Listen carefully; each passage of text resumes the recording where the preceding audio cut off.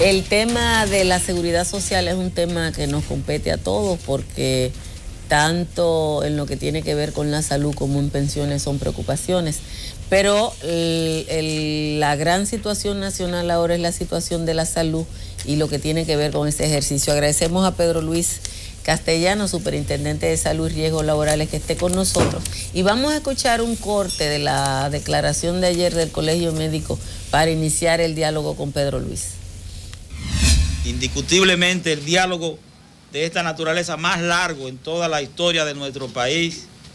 Les informamos que aún no hemos arribado a ningún tipo de acuerdo. Muy por el contrario. A través de la última propuesta que nos presentaron, insisten en comprometer al sector en aspectos totalmente inaceptables por nosotros. Bueno, ahí está el corte del presidente del gremio del Colegio de los Médicos, Pedro Luis. ¿Por qué es tan difícil un acercamiento del sector gubernamental con los médicos? ¿Y qué puede hacer el sistema de salud y la seguridad social para mejorar todo, tanto el ambiente médico como la salud de la gente? Buenos días. En primer lugar, gracias a ustedes y a los siempre amables televidentes. Nosotros pensamos lo contrario. O sea que el diálogo ha conducido a una situación en la cual estamos bastante cerca de la posibilidad de firmar acuerdos con todos los gremios de la salud. Ese diálogo comenzó por reconocer todos los que participábamos, médicos, enfermeros, odontólogos, psicólogos, bioanalistas, que por cierto fueron llevados al diálogo por el Colegio Médico, no por el gobierno, lo cual fue muy bueno, muy positivo. Claro. Comenzó por reconocer que el objetivo básico de ese diálogo era sentar las bases para desarrollar el Servicio Nacional de Salud, la red pública de servicios de salud, como una manera de recompensar a la población que por años ha venido acumulando deficiencias en este sistema, buena parte de cuyas deficiencias tienen que ver con el financiamiento y el sistema de seguridad social y todas las fuentes de financiamiento, pero buena parte de los cuales tiene que ver con las deformaciones que se han producido históricamente en la política de personal. El sistema tiene, por ejemplo, miles de enfermeras que cobran como conserjes, como recepcionistas. Tiene médicos que en igual categoría de cargo ganan diferente. Tiene unas diferencias abismales en la remuneración entre unas profesiones y otras. Entonces ahora, cuando nos sentamos, lo primero que hicimos fue hacer una agenda con la ayuda de facilitadores, y quiero reconocer aquí públicamente la labor extraordinaria que ha representado el rector de la Universidad Católica de Santo Domingo como facilitador del diálogo, y con testigos. Testigo estaba el doctor Castaño Guzmán, el doctor Mella, que ahora está director del Seguro Social, César Mella, y el doctor José Joaquín Puellos, eminentes médicos que sirvieran como testigos. Hicimos una agenda, nos pusimos de acuerdo. Esa agenda incluye 8 puntos. El primer punto fueron las pensiones, el segundo punto era la red, cómo ensamblar, cómo integrar la red única pública entre los servicios del IDSS y los servicios que eran del Ministerio de Salud Pública, lo que implica ensamblar los cargos, etcétera. Tercer punto era los salarios. El cuarto punto, atención primaria de salud, reivindicación históricamente clamada para poder desarrollar un buen sistema de salud. Dos de esos aspectos están en una ley que tiene 15 años. Así es. Y también estaba el tema del presupuesto y un tema sobre vivienda, sobre política de vivienda, acceso a vivienda. Hemos estado avanzando en relación con pensiones, por ejemplo, que fue el primer punto. La primera propuesta fue que se aplicara una ley que está vigente. Se hizo una comisión de juristas de las 3 universidades que están involucradas. Los juristas decidieron que esa ley no podía aplicarse en este caso. El gobierno hizo una propuesta entonces que pensionaría por decreto a todos aquellos que tuvieran 60 años o más y 20 años o más de servicio. Esos son más de 8.000 personas. Y hemos estado trabajando las comisiones ya de carácter técnico. No, cuando uno ve el perfil de la gente que está de atrás, mayor, sí. Es adulto mayor. Gente que ya merece estar descansando o por lo menos tener una pensión digna que le permita decidir qué hacer con su vida. Bueno, finalmente se llegó a ese preacuerdo de que habría un decreto, unas 8.000 personas serían beneficiadas, enfermeras, médicos, auxiliares, odontólogos, estamos hablando del personal administrativo, y además que serían pensionados por primera vez en la historia con su salario completo, es decir, incluyendo los incentivos, que es uno de los puntos que siempre ha sido motivo de conflicto, pero más aún, que serían pensionados con seguro de salud, que es otro de los temas que históricamente no se les daba a los pensionados, razón por la cual muchos preferían rechazar. No, yo conozco decenas de médicos que preferían rechazar la pensión. Sí. Entonces la idea de tener una pensión digna y con seguro de salud, hubo preacuerdo. El gobierno hizo todos los trabajos técnicos de costo, de posibilidad, de factibilidad técnica y llegamos a un preacuerdo. Fuimos al tema de la red única de servicios de salud. También hubo un preacuerdo. Trabajamos juntos todos, los sindicatos, gremios, asociaciones y el gobierno, alrededor de cómo integrar los cargos. De manera que, por ejemplo, se preacordó que todos aquellos que tuvieran 2 cargos o más, es decir, que tuvieran, por ejemplo, un cargo en el Seguro Social, IDSS y otro en Salud Pública, se iban a integrar en una jornada única y que se iban a sumar los salarios, de manera que no se disminuyera sus salarios e incentivos, su ingreso, de manera que sus ingresos no se disminuyeran. Pero esto no solo para los médicos, vale para todo el personal, ¿no? Incluyendo... ¿Cuánta gente hay entonces en esa condición? En total deben ser alrededor de unos, seguramente más de 20.000, 30.000 personas que van a ser beneficiadas con la integración. Pero la integración además le da la ventaja de trabajar en un solo lugar, claro, en una jornada única. Incluso preacordamos que el lugar, si estaba en un hospital y en otro, que el lugar a donde se iba a quedar con una jornada única se iba a conversar, tratando de compatibilizar las necesidades de desarrollo de los servicios con el interés de la persona afectada. Don Castellano, ¿y la pensión de esos 8.000 médicos, profesores? No solo médicos, son personal de salud. Exactamente, sí. Que tienen una vocación, una formación humana, humanista, de entrega, va a ser sustituida por médicos nuevos. ¿Qué le garantiza a la sociedad, al paciente, al ciudadano, de que ese relevo va a corresponder propiamente, no con personas con mucho conocimiento científico, sino que la delegación de la solidaridad se puede transmitir?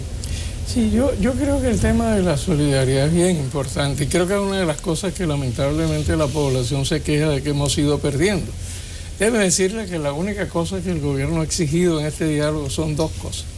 Una, que se cumpla la jornada mínima de trabajo que establece la ley, que es entre 6 y 8 horas diarias de trabajo, ya para jornada de tiempo completo. Esa es una. Y la única otra cosa que se ha exigido es que se participe como actor en el proceso de desarrollo de un buen sistema de salud, es decir, de la integración de la red única, de desarrollo de la atención primaria, del primer nivel de atención, etc. Bueno, seguimos avanzando, los preacuerdos. Debo decir lo siguiente, una condición que todos estuvimos de acuerdo en establecer al iniciar el diálogo fue que todos eran preacuerdos. Y que si no había firma al final, como acuerdo de todo, se reseteaba.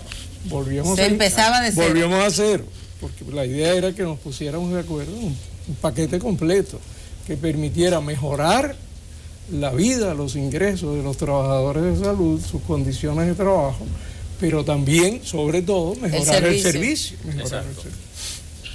Cuando llegamos al tema de integración de los salarios, el gobierno hizo una primera propuesta por cierto, que creo que la opinión pública podrá entender que es probablemente la mejor oferta que se ha hecho en la historia a los gremios de la salud. Esa propuesta implicó, en primer lugar, nivelar los salarios. Ustedes saben que en algunos casos las personas que trabajaban en el Instituto de Seguridad Social tenían un salario mucho más alto, en otros casos en el Ministerio de Salud Pública. Primera cosa, nivelar los salarios. Es decir, que toda categoría de cargo tenga el mismo salario básico. En segundo lugar, poner a cada uno en la categoría de cargo que le corresponde. Todas estas enfermeras que están cobrando como conserje, como aseadoras, como recepcionistas, son enfermeras, pasan a ser enfermeras. Usted es médico especialista, usted pasa a ser médico especialista y a cobrar su salario básico como la profesión y rango que le corresponde. En tercer lugar, se ofertó que aquellos, sobre todo médicos y sobre todo el IDSS, que con ese proceso de nivelación y de reubicación, reclasificación de los cargos, no resultaban altamente beneficiados, se iba a garantizar para ellos un aumento del salario básico mínimo del 20%. Mínimo del 20%. Pero eso es para igualarlo en un nivel salarial. No, aquellos que no resultaban altamente favorecidos con ese proceso de nivelación. Y es verdad, hay algunos médicos, sobre todo el IDSS, que al nivelarlos no resultaban tan favorecidos como otros sectores. Entonces, para esos médicos se ha previsto un incremento salarial del salario base, bueno, de 20%. Cuando se habla de un 20% y de un incremento salarial, yo supongo que se hizo una escala, que sería bueno orientar a la gente de cuánto significa para un médico general, para un médico especialista, sí, para un médico, para que la gente entienda. Te voy a dar unos ejemplos concretos y permíteme que utilice para dar cifras reales. Mira, por ejemplo, un médico general actualmente gana alrededor de 36.400 pesos por mes. Es salario base. Ese es un médico que dando consultas. Eso aparte de los incentivos. Exacto. Un médico general sí que da consulta, sí, o que trabaja en un hospital, una emergencia. 36.400 pesos. Con la propuesta que se les ha hecho de nivelación y de incentivos, luego me gustaría decir cuáles incentivos, porque creo que la opinión pública merece ver que la idea es una política salarial que incentive el buen desempeño y el buen cumplimiento a favor de la población, sin sacrificar las condiciones de trabajo del profesional. Bueno, un médico general pasaría a tener 48.061 de salario básico. Neto ya al final. De 36.000 a 48.000. Pero si adicionalmente ese médico se certifica o recertifica, ese médico tiene un incentivo adicional. Si tuviera una evaluación de buen desempeño, de buen servicio a la población, todavía tendría un ingreso adicional y ya su salario andaría por 57.673 pesos al mes, el básico. Pero si adicionalmente él trabaja en un establecimiento de primer nivel, que por cierto el 30% de los médicos trabajan en establecimientos de primer nivel, su salario básico llegaría a 62.480. Pero si además trabaja en una zona alejada de las principales ciudades, en la frontera o en algún otro lugar, su salario podría llegar a 67.286. O sea, de 36.401, él podría llegar a 67.286. Pero vamos a un ejemplo de otra profesión. Igual ejemplo podríamos poner de los especialistas, etcétera. Pero estoy hablando de los que son más numerosos. Por ejemplo, un auxiliar de enfermería. Hoy gana en promedio 16.532 pesos como salario base. Una miseria. Sin contar con las que ganan como conserje, que son menos de 8.000 pesos al mes. Impresionante, las injusticias. Tienen que rifar y históricamente en el hospital para poder vivir. Lo que tienen que hacer es 2 y 3 jornadas de trabajo. trabajan a nivel público en 2 lugares, trabajan a nivel privado en otro Termina lugar, enferma. con lo cual se están matando, por supuesto. Entonces nosotros no podemos tener un sistema de salud que mata a su personal, ni continuar con esta idea de bajo salario, de una economía de bajo salario donde la gente no tenga... La propuesta capacidad. del gobierno es que un médico entonces tenga un salario mínimo superior a 48,000 pesos. No, la propuesta del gobierno fue, después te voy a decir que hay una segunda. La primera fue nivelar, y una vez de nivelar, reclasificar a quienes le correspondía, y de esa manera el salario base de la mayoría aumentaba a 30, incluso algunos hasta 39%, algunos.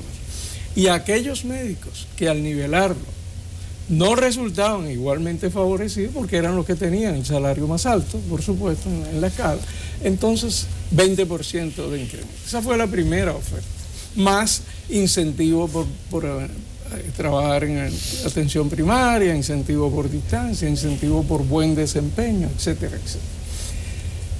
Esta propuesta, nosotros tenemos la impresión de que en general fue muy bien acogida por la mayoría de los representantes de los trabajadores de salud.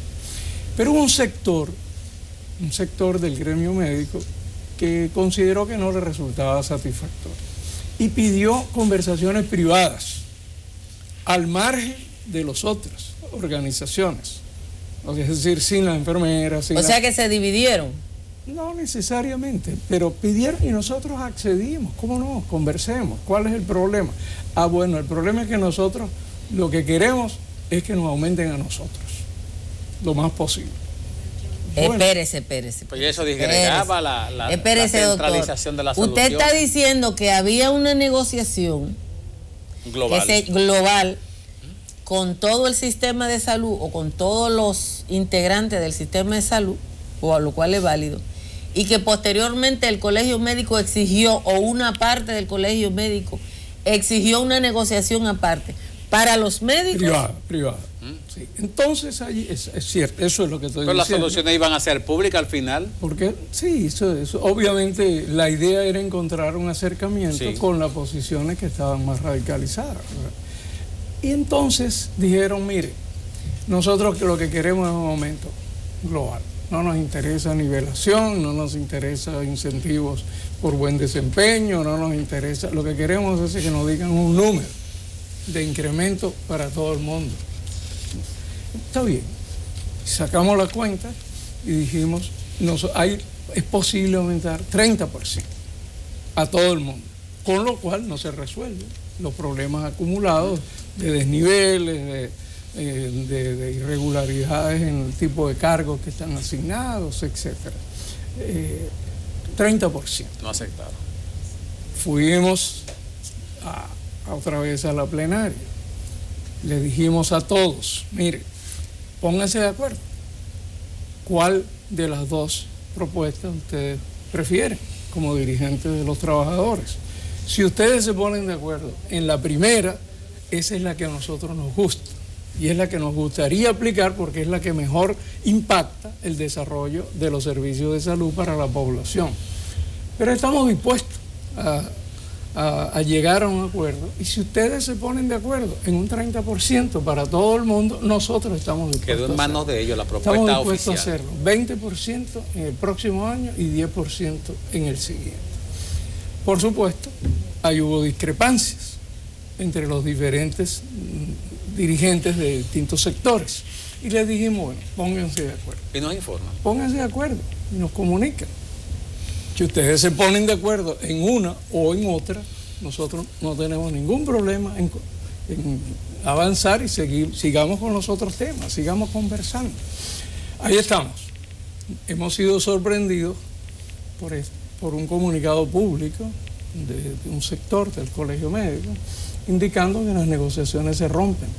Yo no sé si eso fue consultado con todos los otros sectores que participan en el diálogo, pero sí debo decir que de parte nuestra, cuando digo nuestra es el equipo que está participando a nombre del gobierno, de parte nuestra no se va a romper el diálogo. Nosotros creemos que no solamente que es importante el diálogo, sino que estamos a punto de llegar a tener un acuerdo que nunca se había llegado a tener para el desarrollo del sistema de salud y para mejorar la vida de los trabajadores de la salud. Tenemos que terminar la entrevista, pero nos quedan asuntos pendientes, sobre todo porque la gente le escribió al doctor. Como por la parte de seguridad social. Yo estoy a la orden. Eso queda pendiente para otro programa. Así que gracias a Pedro Luis